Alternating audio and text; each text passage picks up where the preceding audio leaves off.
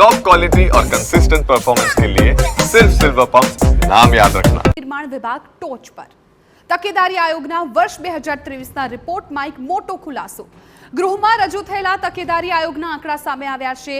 સરકારી અધિકારી કર્મચારીઓ સામે 11,196 ફરિયાદો મળી છે। સૌથી વધુ શહેરી વિકાસ અને ગૃહ નિર્માણ વિભાગની 2,170 ફરિયાદો, બીજા નંબર પર મહેસૂલ વિભાગ સામે 1,849 ફરિયાદો મળી છે।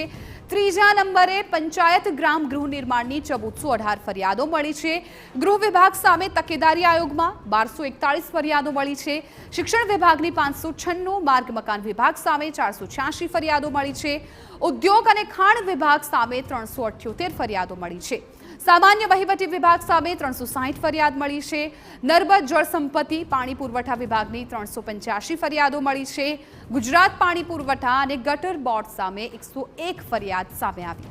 આ તરફ પશ્ચિમ ગુજરાત વીજ કંપની સામે 97 ફરિયાદ છે। સરદાર સરોવર નર્મદા નિગમ સામે 52 ફરિયાદો મળી આવી છે।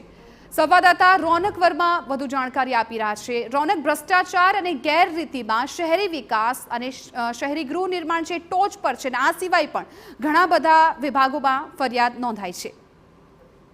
બિલકુલ જે પ્રકારે સતત ભ્રષ્ટાચાર વધુ છે તે પ્રકારની ફરિયાદો છે તે મળતી રહે છે। તેની સામે રાજ્ય સરકારના એવા પ્રકારના દાવા હોય છે કે ભ્રષ્ટાચાર નિવારવા માટે જુદા જુદા પગલા લેવાઈ રહ્યા છે, પરંતુ વિધાનસભા ગૃહમાં આજે જે રિપોર્ટ રજૂ કરવામાં આવ્યો છે તેમાં ચોંકાવનારા ખુલાસા થયા છે, જેમાં સૌથી વધુ ભ્રષ્ટાચાર જે હોય તે શહેરી વિકાસ અને શહેરી ગૃહ નિર્માણ વિભાગ છે તેમાં સામે આવ્યો છે। જે પ્રકારે આપણે કહ્યું કે સરકારી અધિકારી અને કર્મચારીઓ સામે આયોગને વર્ષ 2023માં 11,000થી વધારે જે ફરિયાદો મળી છે તે પ્રકારની વિગતો હાલ સામે આવી છે।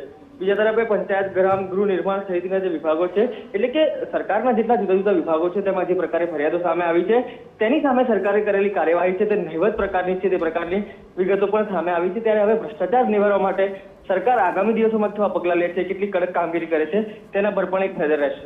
બિલકુલ, આભાર રોનક સમગ્ર જાણકારી બદલ। તો અલગ અલગ વિભાગોમાં અલગ અલગ ફરિયાદો છે એ સામે આવી છે। ભ્રષ્ટાચાર અને ગેરરીતિમાં આ ફરિયાદો નોંધાઈ છે।